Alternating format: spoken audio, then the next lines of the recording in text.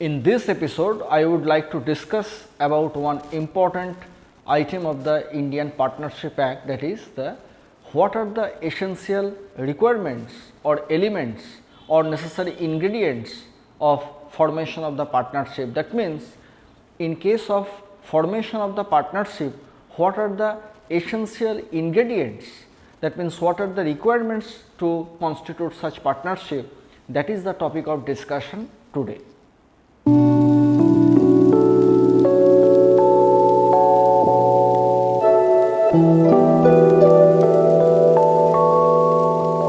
Section 4 of the Indian Partnership Act 1932 defines the term partner, partnership, partnership firm. So, according to this section, according to section 4 of the Indian Partnership Act 1932, there are three essential ingredients for formation of the partnership.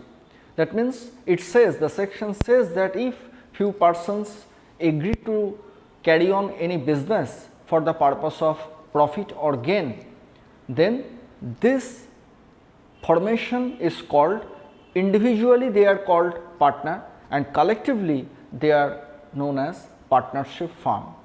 So, there, if we consider the various ingredients of the partnership firm, that it will transfer to us that first and foremost ingredient is there must be existence of an agreement, and the agreement must be related with the carrying on any trade or business, and third is there must be the most essential ingredient of the formation of the partnership, that is the sharing of the profit, and later on another ingredient, that means the partners can represent the other partner during such activity. That means all the activities of the partnership firm is not necessary to be conducted by all the partners.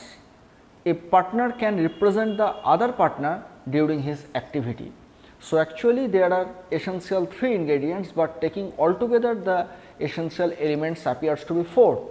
So, let us have a look that, as I have stated here, that section 4 of the Partnership Act, the Indian Partnership Act 1932, elements of partnership, section 4, it says that there must be an agreement between the partners, and the agreement must be to carry on any business, and the agreement must be to share the profit of the business, and the business must be carried on by all the partners or any of them acting for all. So, this four ingredients are altogether is very important in case of section 4. So, let me discuss these ingredients, that it appears to us that there must be the existence of one agreement. Without any agreement, partnership cannot be formed. But because we know that in case of any contract, offer and acceptance, or what we say that consensus ad idem, that means the parties have consented freely for formation of such contract, it is essential, because partnership is also a kind of contract, and so as such the other conditions for making a contract valid, that is also a sine qua non, that means the most indispensable thing for formation of the partnership firm. So, there must be an agreement, but the object here, it is determined that there must be the one particular purpose, that is the carrying on the business for the purpose of gain, and so that means it must be the object of the activity must be relating to any particular business. So, unless there is any business, then it cannot be considered as a partnership firm. So, if we consider the first and foremost ingredient, that is there must be the agreement between the parties, that means amongst the partners. So, whether this agreement can be made orally or in written, that is the a particular question which may arise in our subconscious mind, that whether such agreement can be made orally or in written, because in pursuance of section 4 of the Indian Partnership Act, it is specified therein that agreement is required, that is the sine qua non or most indispensable thing, but it is not specified there whether what is the mode of making such agreement, whether it can be made orally or in written. So, let me discuss this aspect with the citation, that is Tarsem Singh versus Sukhminder Singh. one Supreme Court judgment related with this aspect. Let me discuss this judgment. Now, let me discuss about the first and foremost ingredient, that whether the partnership agreement can be made orally or by written or by both, that whether partnership agreement it is mandatory that it must be in the written form, because nothing is mentioned particularly in section 4.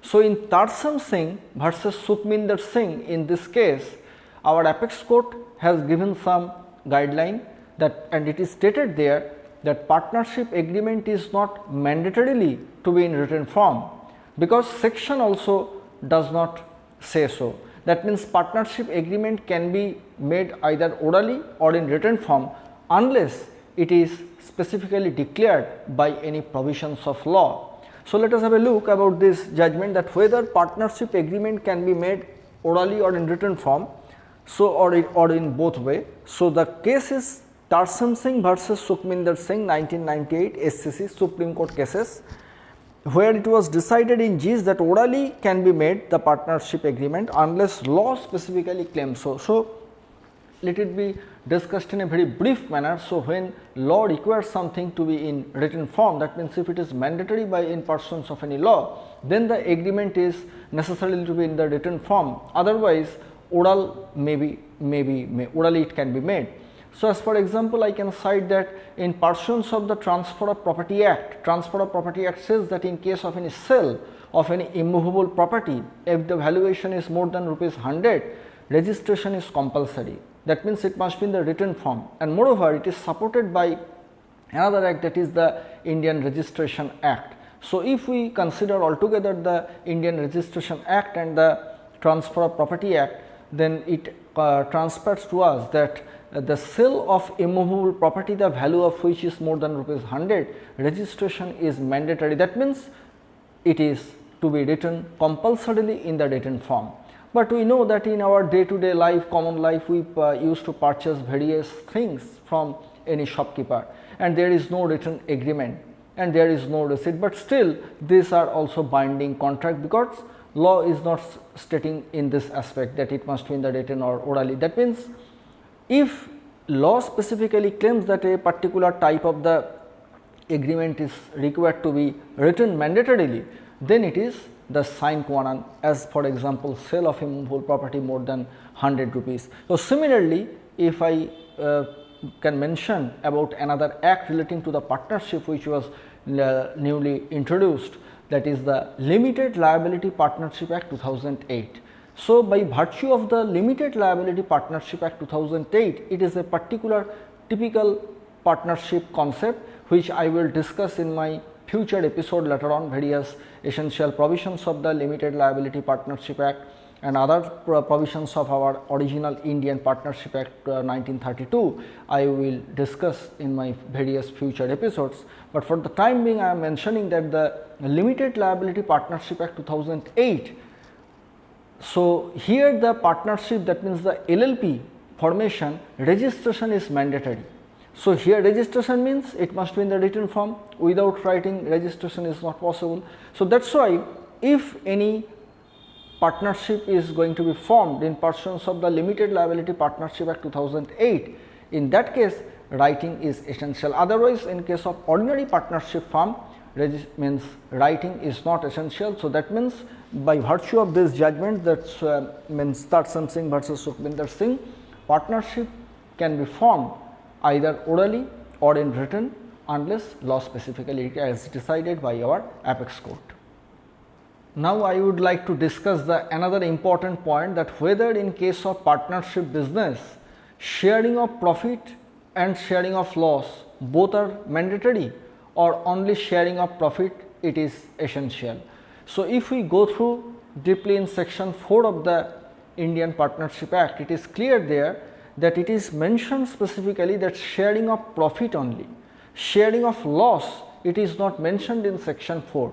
So, if we go through the literal interpretation of the Partnership Act, so it is very clear, the language of the act says that it is the mandatory or sine qua non in order to formation the partnership, that is the sharing of profit and sharing of loss is not written there. So, it was actually intention of the legislature that to give the importance upon the profit, not upon the loss. So, that is why the word loss is omitted from the section, but we have to discuss some judgments regarding this aspect. Now, first I am discussing about one important judgment, that is the Mollo Murch and Company versus Court of Wards. So, in this case it was decided by the court that in case of formation of the partnership, sharing of profit is mandatory, sharing of loss was not emphasized. But later on in another case decided by our apex court, Supreme Court of India, in KD Kamath versus CIT, it was decided that there are two essential ingredients for formation of the partnership. First is that sharing of profit as well as loss. So, that means in this judgment, in Kamath's case, Supreme Court highlighted this ingredient, that sharing of profit and loss both are required. And another point that is the business must be carried on by all or any of the partners acting for all. So, these two judgments I have cited, though by virtue of the provisions of the Partnership Act it is not mandatory, only sharing of profit is the mandatory, not sharing of the loss. But in Mollo Murch and Company it was decided that only profit is necessary, loss was not emphasized. But in KD Kamath and Company, Supreme Court took some different footing, that it was decided that sharing of profit and loss both are essential for formation of the business, and second is that business must be carried on by all or any of them. So, in this judgment Supreme Court emphasized upon these two ingredients. First is profit and loss sharing, and another is that the person must act on behalf of the others, that means they will represent the other partners during their activity. So, I have to discuss at last that another most essential ingredient for formation of the partnership is this, that there must be one particular name of the partnership firm. So, that means each partnership firm will be named by a particular name, because that is representing the name of the partnership firm. So, as for example, it can be stated our name starts with Mr. or Mrs., but in case of partnership the name starts with Messrs. As for example, like any partnership firm can be named in this way, that Messrs. Sri Krishna Enterprise.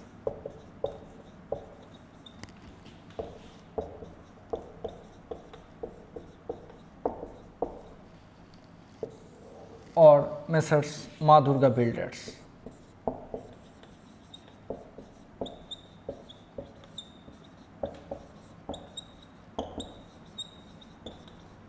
So, this type of name can be of the partnership firm. So, our name starts with the Mr. or Mrs., but in case of partnership firm the name starts with Messrs. Sri Krishna Enterprise or Messrs. Ma Durga Builders, in this way.